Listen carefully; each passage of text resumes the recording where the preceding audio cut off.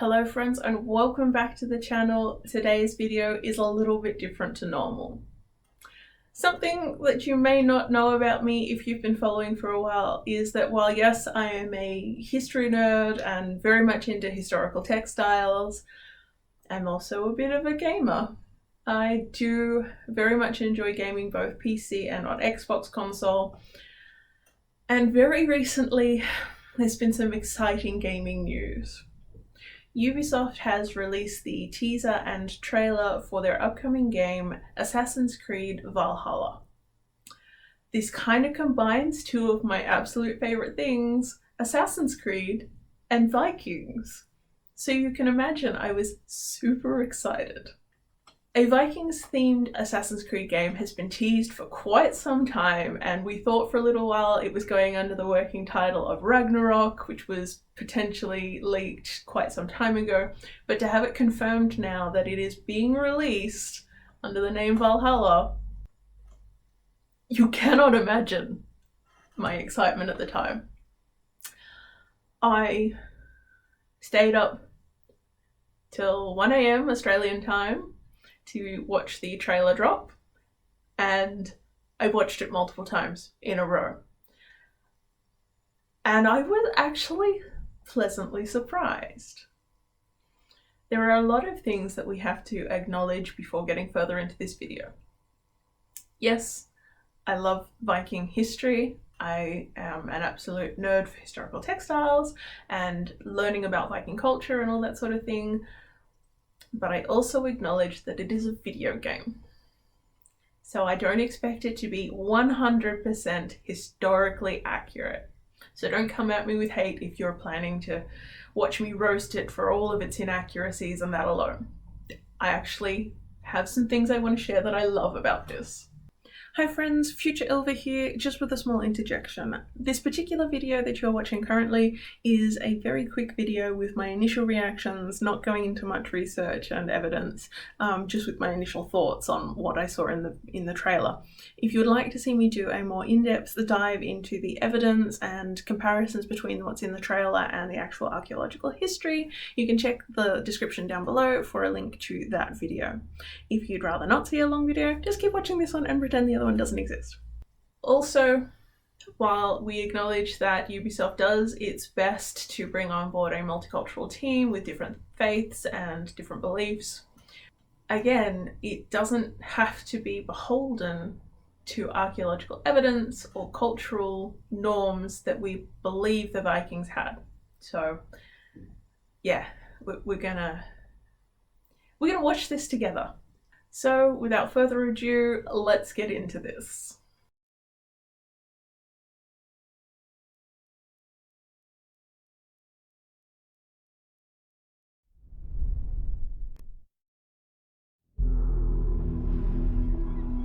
Okay, straight off the bat, one of the things that I noticed in this opening shot of the village were the buildings. Let's talk about the buildings first. There are a couple of reconstructions of Viking villages that you can find all through Scandinavia, and some of them are fairly faithfully recreated here in the trailer. So points towards Ubisoft for that. There is one building right there in the middle though that sort of takes your eye, and that is the stave church style building. Now there is in fact one of these in Norway that still stands. So yeah, absolutely an archaeologically correct building. Having said that, it's a church. So one of the things that we believe this building has attributed to it is Christianity, and that for the Viking people came in much later. This video game, according to the developers, its beginning is set in 873, so that's well into the Viking Age, well and truly after the raid on Lindisfarne and all that sort of thing. So we know that the Viking people are known to many parts of the world, but it's not yet at the point where they've converted to Christianity, or at least not many of them have. So to have this stave church style building is a little bit off. A really nice nod to Norway, where this is allegedly set, but not quite correct for the time period. A lot of the other buildings, lovely, but that one's a little out of place. They are heartless.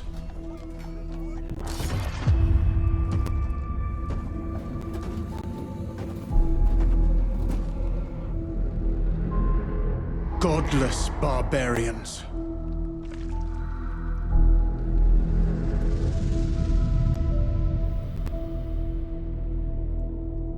Okay, in terms of the religious style ritual that's going on here, there's a lot about the religion that we don't know. So this whole scene here, a lot of conjecture. Obviously I can't say for sure that it is 100% inaccurate, but the horns on that helmet, I have feelings about that, and they're not good.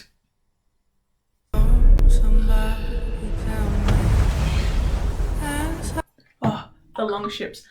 The longships in this one are actually pretty good. I don't have much to say to that. We have some really good evidence regarding the longships, so to see them that well put together is really nice. However, let's look at the weather and the clothes that our Vikings are wearing. No. We do have limited evidence for furs in clothing for the Vikings. I'm not saying that furs didn't happen at all. However, it seems counterproductive for the fur to be on the outside rather than on the inside. Surely you would want the water running off the leather and the fur inside keeping you warm. That would make a bit more sense, I think. And also, bare arms like that. No. We know that they had cloaks, we know that they had coats, we know that they had long sleeve tunics, and we know that they could be toasty warm when they wanted to. So to leave a Viking in the middle of a storm on a ship without proper clothing seems a little neglectful. But also, the brooch that our protagonist is wearing, can we look at that? That artwork looks remarkably similar to the urn style. That's kind of cool. They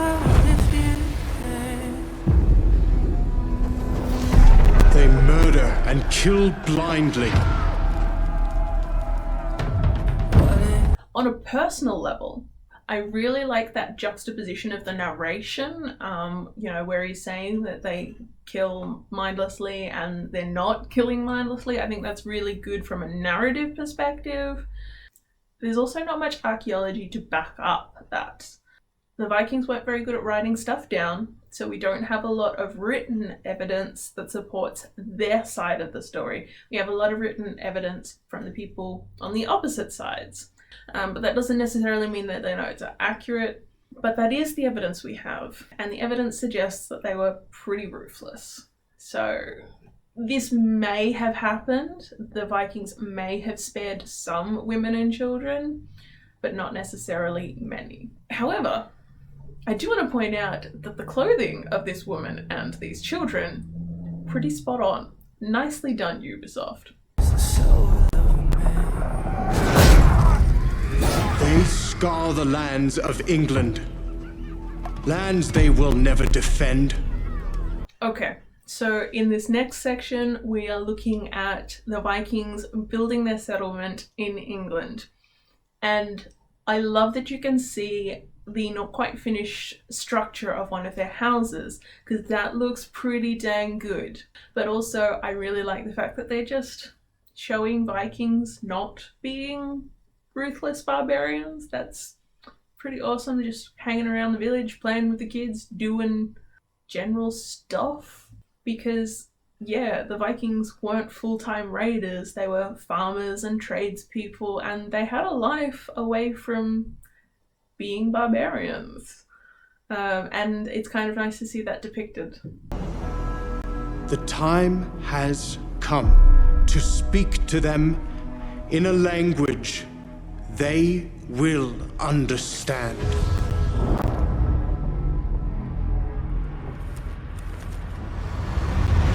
So we're looking at the English King Alfred. Now, Alfred was only one of the kings in England at the time. It wasn't a unified country. It was still split up into multiple kingdoms with multiple kings. Oh boy, the costume on this guy.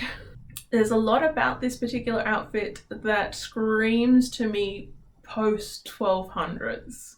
I mean, it could be slightly earlier, but to me it does speak to later, which would be after the Viking Age, or at least a really good way into their assimilation. Artistic license.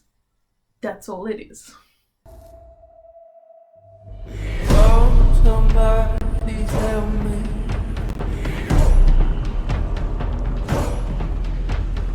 Answer if you can.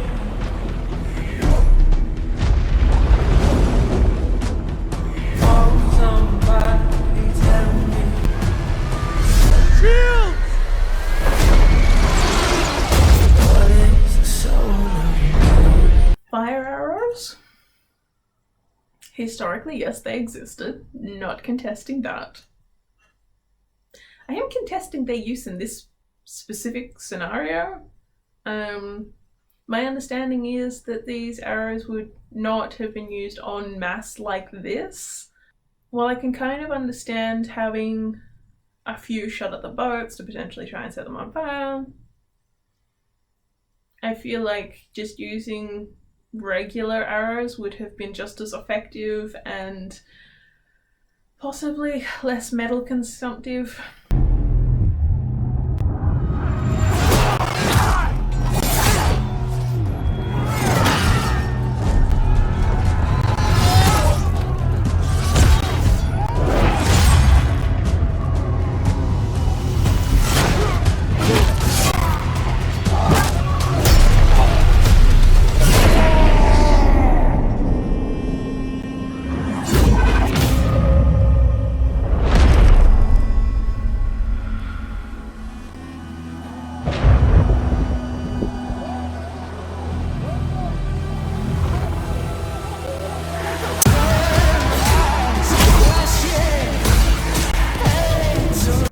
Okay, I really do love the different weapons that are being used here. Axes, swords, spears, all of that sort of fun stuff. Very good. So far so good. It's a little hard to get any detail on any one of the weapons at this point. But yeah, all plausible weapons. However, scattered battle fighting like this, not so much. We are definitely well and truly into the world of battle tactics at this point. Shield walls, different arrangements of warriors on the battlefield on both sides. So the Vikings would have had their own sort of strategies, as would the early English. They all would have had their own strategies, and they wouldn't necessarily have devolved into one-on-one dueling like this, at least not really this early into the battle. I'm a little disappointed with the armour here. The English armour, helmets, fine. Mail, fine.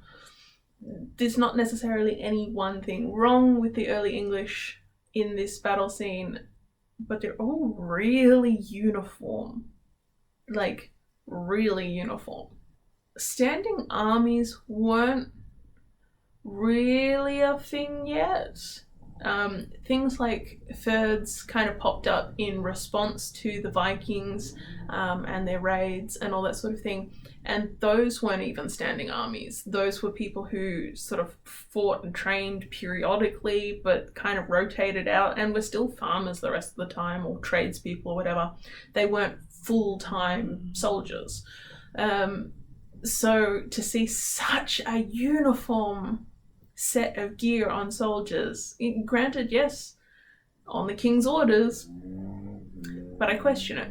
But also the fact that the Vikings aren't wearing any helmets at all. There were definitely helmets. We don't have a heap of archaeological record on weapons and armor and stuff like that, but we have enough to say that they had them. It's a little disappointing to see not a single Viking out there with a helmet. Personal pet peeve, I guess. if you can?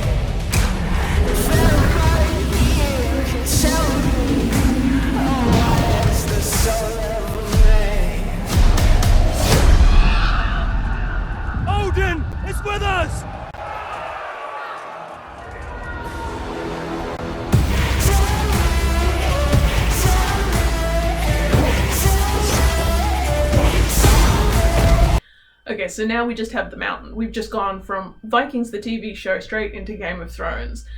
And this guy is a mess. Like, he big. But also, that armour? I don't ever remember seeing early medieval English armour built like that. It kind of looks like a version of a Eastern cavalry, maybe. The helmet looks more migration period, more Vendel period style helmet. But then on top, it's got this dirty grey crest that looks like it comes from Greece or like Greco-Rome or something like that. Like, what is this mashup? Also, two-handed sword. Mate.